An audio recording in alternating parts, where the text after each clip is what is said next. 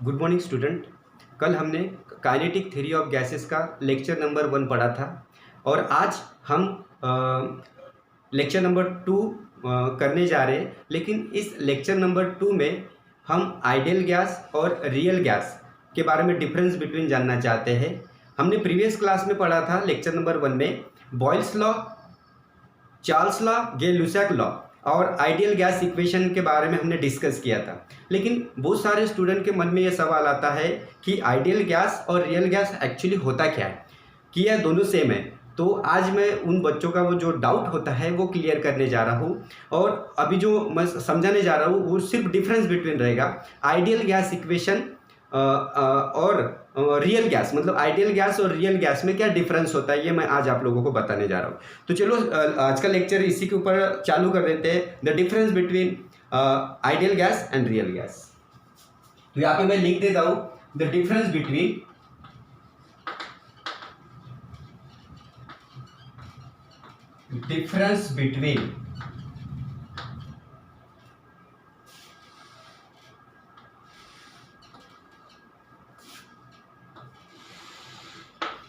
यहाँ मैं ideal gas लिख देता हूँ।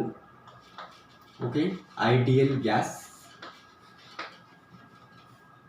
इसको ऐसा कर देता हूँ आइडियल गैस, और यहाँ पे रियल गैस। एक दूसरी कौन सी गैस है हमारी? Real gas. ये दोनों भी आपस में डिफरेंस है, इन दोनों में डिफरेंस है, ये एक नहीं है। तो आइडियल गैस और second one is the real gas. तो देखो बच्चों, आइडियल गैस का मतलब ये होता है कि सबसे पहले हमने इसका फार्मूला लिखना है। तो फार्मूला देखो, यहाँ पे आप लोगों को मैंने कल फार्मूला दिया था आइडियल गैस का। फार्मूला था PV इक्वल्स टू NRT, एक फार्मूला, और इसके बहुत सारे डिफरेंट टाइप्स के भी फार्मूले मैंने आपको बना के दिए थे। ये एक स्टैंडर्ड फार्मूला आइडियल गैस का, PV equals to NRT। Clear? Real gas के लिए वही फार्मूला है, यहाँ पे भी फार्मूला सेम ही चाहिए, सेम फार्मूला दोनों के लिए। मतलब आइडियल गैस इक्वेशन में भी PV NRT और यहाँ भी फार्मूला क्या रहेगा? PV NRT। और आप लोगों को मैंने कल डिस्कस किया था कि P मतलब प्रेशर, V मतलब वॉल्यूम, N मतलब नंबर ऑफ मोल्स, R मतलब यूनिवर्सल गैस कांस्टेंट, T मतलब टेम्परेचर। ओके, तो ये स्टैंडर्ड फार्मूला है, लेकिन इन दोनों में फर्क है। आपको ऐसा लगता होगा कि दोनों का फार्मूला सेम है, इसका मतलब आइडियल गैस को ही रियल गैस बोलते होंगे, लेकिन ऐसा नहीं है। ये दोनों भी टॉपिक अलग अलग है। आइडियल गैस का मतलब अलग है, रियल गैस का मतलब अलग है। तो देखो, सबसे पहले मैं आइडियल गैस के बारे में पहला पॉइंट कंसीडर करने जा रहा हूँ। तो पहला पॉइंट, आइडियल गैस का मतलब ये होता है कि जहां पे टेम्परेचर और प्रेशर, मतलब ऑल टेम्परेचर एंड प्रेशर, मतलब मैंने यहाँ पे एक वर्ड यूज किया ऑल। ऑल का मतलब कि all type of temperature and pressure, मतलब लो टेम्परेचर हो सकता है, लो प्रेशर हो सकता है, हाई टेम्परेचर हो सकता है, हाई प्रेशर हो सकता है, मतलब किसी भी टाइप की कंडीशन, मतलब वो लो रहे हाई रहे, उससे हमको कोई लेना देना नहीं। मतलब यहाँ पे आइडियल गैस इक्वेशन में all temperatures and pressure if satisfy this formula, अगर कोई भी टेम्परेचर और प्रेशर इस फार्मूले को सेटिस्फाई करता है, तब उस टाइप के गैस को आइडियल गैस बोलते हैं। एक बार और आप लोगों को अच्छे से सोचना पड़ेगा कि आइडियल गैस का डेफिनेशन या मीनिंग क्या होता है। आइडियल गैस मतलब जहां पे किसी भी टाइप का टेम्परेचर और प्रेशर इस दिए हुए फार्मूला को सेटिस्फाई करता होगा। अगर ये सेटिस्फाई करने में सक्षम है तो ऐसे टाइप के गैस को हम आइडियल गैस बोलते हैं। तो यहाँ पे मैं पहला पॉइंट लिख देता हूं, ऑल टेम्परेचर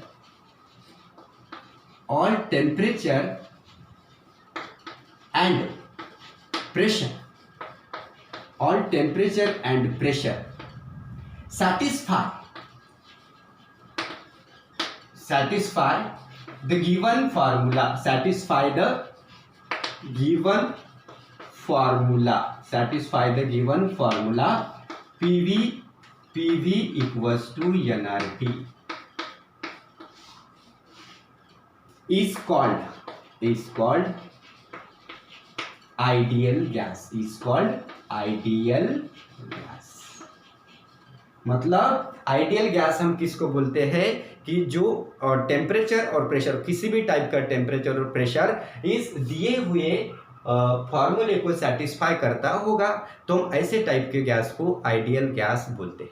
एक बात क्लियर हो गई। यहाँ पे देखो, all temperature and pressure satisfy the given formula PV NRT. ये जो फार्मूला दिया हुआ मतलब satisfy the formula PV equals to NRT, आप ऐसा भी लिख सकते हैं। Okay, is called ideal gas. उसको क्या बोलते हैं? Ideal gas.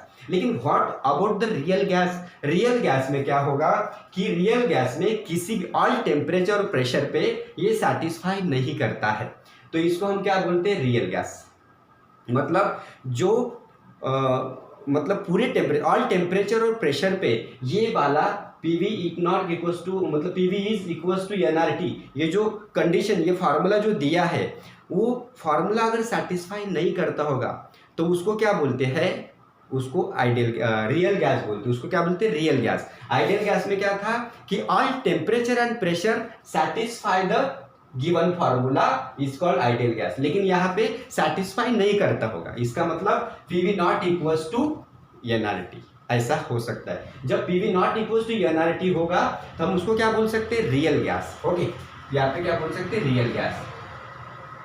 तो यहाँ पे क्या होगा, मतलब आइडियल गैस के लिए कुछ कंडीशंस होती है, जैसे इसके लिए कंडीशन कौन सी है? All temperature and pressure. लेकिन यहाँ पे भी टेम्परेचर, ये पीवी एनआरटी, मतलब आइडियल गैस में, मतलब इस दुनिया में बहुत सारी गैसेस है, तो वो गैसेस कुछ कंडीशन लेके इस इक्वेशन को सेटिस्फाई करती होगी, तो उसको हम क्या बोलेंगे? Ideal gas. तो यहाँ पे मैं एक स्टेटमेंट, मतलब एक इसके सेंटेंस लिखने जा रहा हूँ। मतलब एट लो प्रेशर, प्रेशर कम होना चाहिए, eight low pressure and high temperature, high temperature, high temperature satisfy the given formula, satisfy the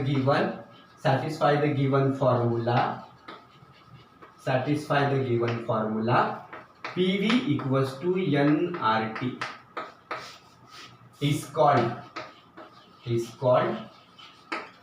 real gas, is called real gas।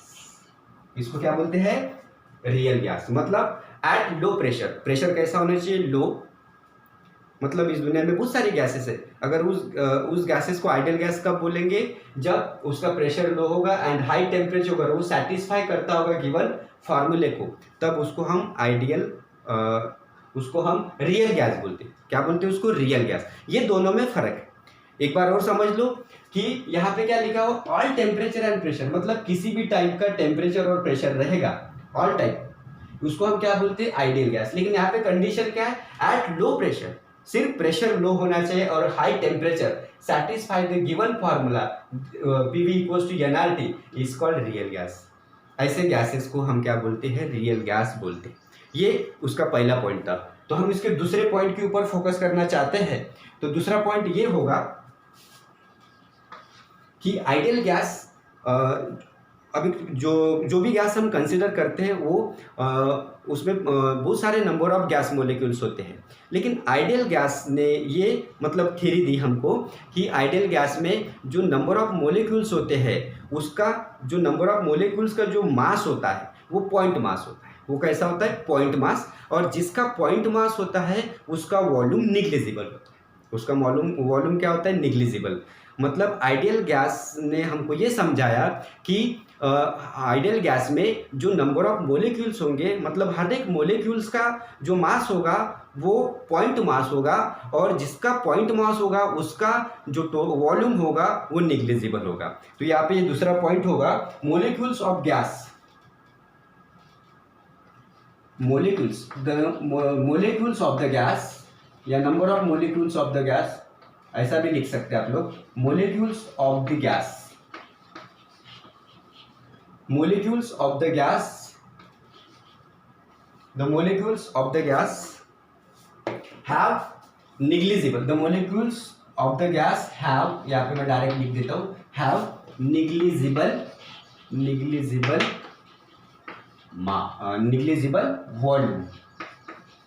volume। मतलब आइडियल गैस इक्वेशन में क्या होता है कि जो वॉल्यूम होता है मतलब मोलिक्यूल्स का, वो निग्लिजिबल होता है। वो निग्लिजिबल क्यों होता है? क्योंकि उसका जो मास होता है वो पॉइंट मास होता है। तो यहाँ पे मैंने ये बात लिख ली, molecules of the gas have negligible volume because, इसका रीजन क्या है? Because it having point mass. यहाँ पे मैंने ये बात क्लियर कर दी। पॉइंट मास मतलब this type of structure, point mass, ऐसा पॉइंट मास। ओके, ये उसका दूसरा पॉइंट है। मतलब आइडियल गैस में जो मोलिक्यूल्स होते हैं उसका वॉल्यूम नहीं होता। और यहाँ पे क्या होगा? तो यहाँ पे देखो इसका दूसरा पॉइंट, यहाँ पे रियल गैस में जो नंबर ऑफ मोलिक्यूल्स होते हैं उसका साइज बड़ा होता है, और जब किसी मोलिक्यूल्स का साइज बड़ा होगा तो उसके पास वॉल्यूम होगा, राइट ना? ये दोनों में फर्क है, डिफरेंस है। तो यहाँ पे देखो, यहाँ पे क्या लिखेंगे? The molecules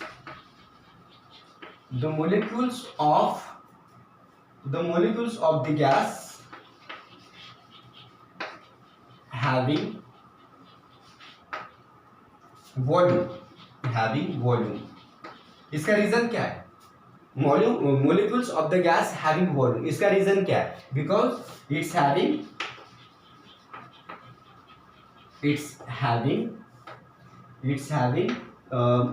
greater mass. Greater mass क्यों लिखा मैंने? ग्रेटर मास मतलब ऐसे बड़ा बड़ा स्फीयर टाइप बड़ा। ये कैसा पॉइंट, ये कैसा ऐसा पॉइंट, ऐसा डॉट पॉइंट, और ये कैसा है? Sphere type. मतलब ये कैसा दिखता है आपको? स्फीयर टाइप, स्फीयर मास, ऐसा भी बोल सकते हैं आप लोग। इसीलिए इसका वॉल्यूम होता है, राइट ना? आइडियल गैस में मतलब वो जो नंबर ऑफ मोलिक्यूल्स होते हैं ऑफ द गैस के, उसका वॉल्यूम नहीं होता है, निग्लिजिबल होता है, लेकिन यहाँ पे होता है। ये इसका दूसरा पॉइंट है। तीसरा पॉइंट के ऊपर बात करते हैं। तीसरा पॉइंट इसका द फोर्स ऑफ अट्रैक्शन। देखो यहाँ पे आइडियल गैस में नंबर ऑफ मोलिक्यूल्स होते हैं, लेकिन उसके अंदर में जो फोर्स ऑफ अट्रैक्शन होता है, मतलब बहुत सारे मोलिक्यूल्स के अंदर में फोर्स ऑफ अट्रैक्शन होना चाहिए, लेकिन आइडियल गैस ये बोलता है कि the force of attraction between them है ही नहीं। मतलब there is no force of attraction between them.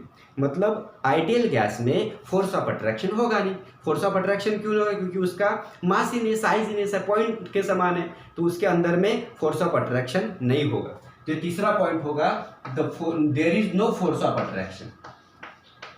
There is no force of attraction. There is no force of attraction between the molecules भी लिख सकते हैं, बिटवीन देम लिख सकते हैं, बिटवीन देम। मतलब आइडियल गैस में फोर्स ऑफ अट्रैक्शन नहीं होगा। यहाँ पे देखो, यहाँ पे क्या होगा? यहाँ पे मोलिक्यूल्स का साइज बड़ा है, और जिसका साइज बड़ा होता है तो आप लोगों को 100% मालूम होगा कि वो एक दूसरे के ऊपर फोर्स लगाएंगे। यहाँ पे फोर्स ऑफ अट्रैक्शन होता है। तो यहाँ पे लिखेंगे द फोर्स ऑफ अट्रैक्शन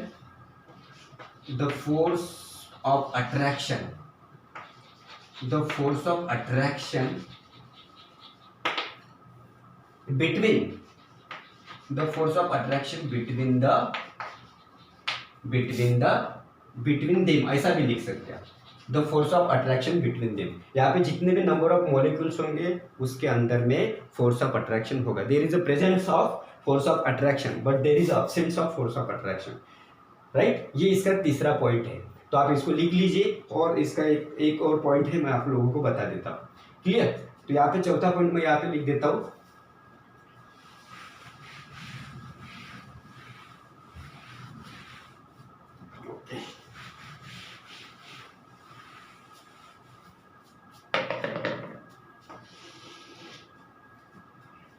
तो ये चौथा point, ideal gas is not exist. Ideal gas exist ही नहीं होती। ये हाइपोथेटिकल कंसेप्ट है। ये कैसा है? Hypothetical. It is a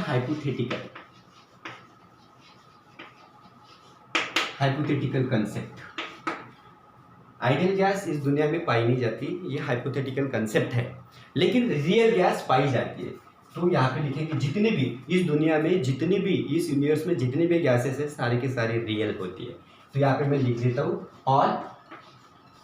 all real gases, मतलब ऑल गैसेस आर रियल, सारी की सारी गैसेस यहाँ पे क्या होगी, रियल होगी। ये इसके 4 पॉइंट्स हैं, राइट ना। और कुछ इंपॉर्टेंस नोट्स मैं यहाँ पे बताने जा रहा हूँ। देखो इसका एक ग्राफ मैं आप लोगों को समझाने जा रहा हूँ।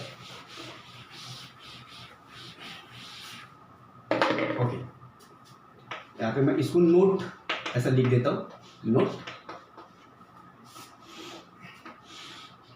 ये वॉल्यूम है और ये है प्रेशर, प्रेशर और वॉल्यूम, राइट। और एक्चुअली में जो आइडियल गैस का जो हम कर्व बनाते हैं या मतलब इसका ग्राफिकल रिप्रेजेंटेशन करते हैं, तो मान लो ये मैंने एक लाइन ऐसी खींच ली, ये लाइन का नाम मैंने क्या रख दिया, इसका नाम मैंने रख दिया आइडियल गैस।